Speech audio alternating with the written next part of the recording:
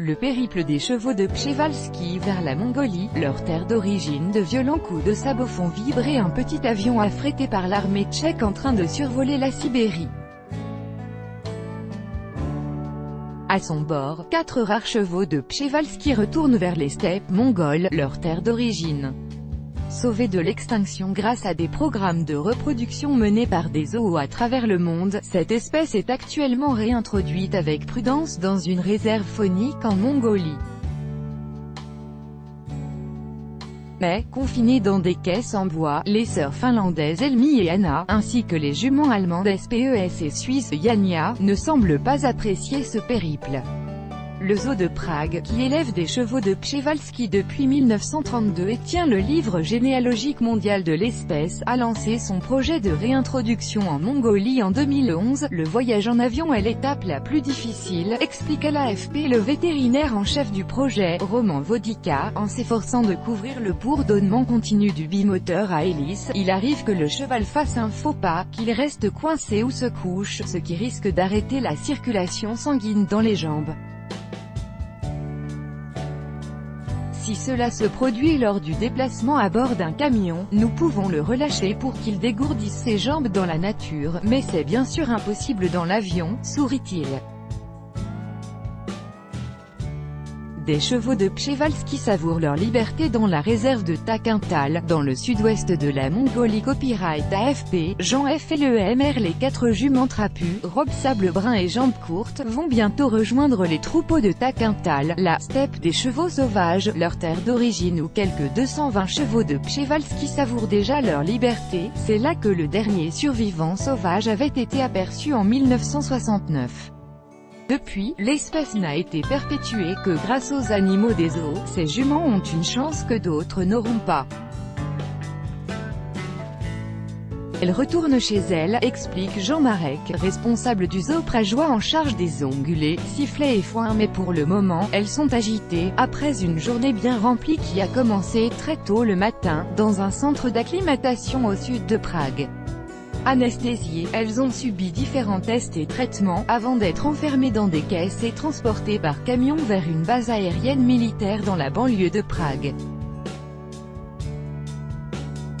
Un spécialiste du zoo de Prague contrôle la pression artérielle d'un cheval de Przewalski avant son transport vers la Mongolie, près de la ville de Tabor en République tchèque, le 19 juin 2018. Copyright AFP, Jean F. et le MR. Les spécialistes du zoo les surveillent tout au long du voyage.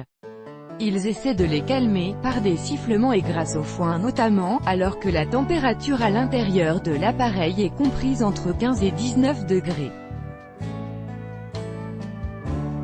Après l'atterrissage, à Bulgansum dans l'ouest de la Mongolie, les juments voyagent en camion sur des routes caouteuses jusqu'à la réserve reculée de Takintal. C'est là qu'elles peuvent finalement galoper à l'intérieur d'un enclos. Au printemps prochain, elles seront relâchées dans la nature pour rejoindre un étalon solitaire ou un harem, un groupe d'une douzaine de chevaux à Takintal, dans la zone protégée de Grand Gobibé qui s'étend sur plus de 9000 km². L'organisation du harem est une très belle structure sociale, au sein de laquelle chacun a son rôle à jouer, a indiqué à l'AFP Ganbatar Oyun Saikan, directeur de Gobibé, DZUD. Le zoo de Prague a jusqu'ici réintroduit dans la nature sauvage mongole 31 chevaux de Przewalski, un projet lancé par son directeur Miroslav Bobek mais dont le financement est assuré par des zoos du monde entier. J'ai pris cette décision après le DZUD de 2009 à 2010 qui a réduit le nombre de chevaux locaux de 2/3 à une cinquantaine, explique le M. Bobek. Ces juments ont une chance que d'autres n'auront pas. Elle retourne chez elle. Copyright AFP, Jean F. et le MR. Le DZUD est un hiver particulièrement enneigé en Mongolie, pendant lequel les animaux n'arrivent pas à trouver leur nourriture à travers la neige.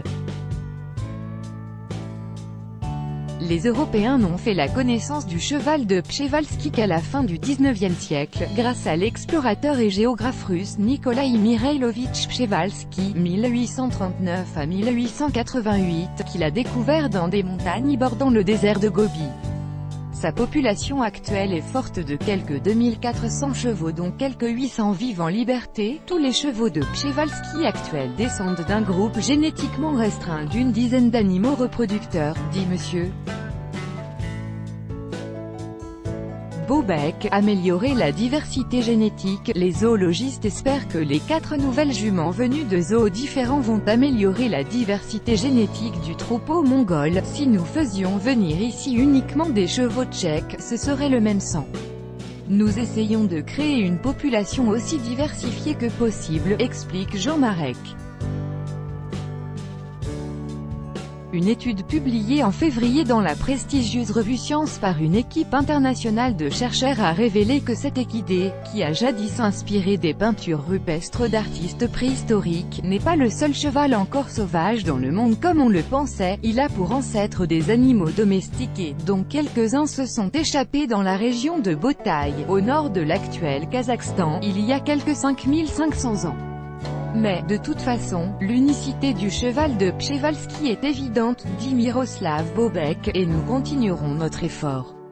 Tout droit de reproduction et de représentation réservé, copyright 2018, Agence France Presse.